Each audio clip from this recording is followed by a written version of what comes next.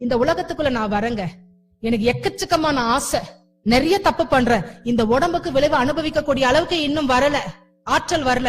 அப்ப நான் வாழும் பொழுதே எனக்காக நானே வாங்கிக்கிற எக்ஸ்டென்ஷன் தான் யாருங்க? என் குழந்தை.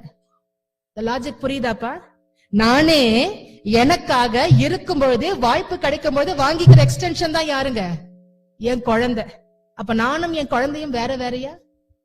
என்னால முடியாததுனால நானே என் குழந்தையா எக்ஸ்டெண்ட் ஆகி நிக்கிறேன். அப்ப நானும் என் குழந்தைய ஒண்ணுன்னா நானும் என் முன்னோரும் யாருங்க? ஒன்னே தானே. அப்ப முன்னோர்களாக இருந்த பொழுது செய்ததும் யாருங்க? நானே தான். அதற்கான விளைவை இந்த உடம்புக்குள்ள அனுபவிக்கிறது யாருங்க?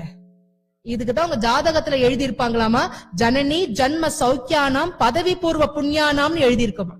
இந்த பிறவில எதையாவது அனுபவிக்கணும் நீங்க ஆசைப்பட்டீங்கன்னா ஏற்கனவே வாழ்ந்த உடல்ல என்ன பண்ணிருக்கணுங்க? செய்துட்டு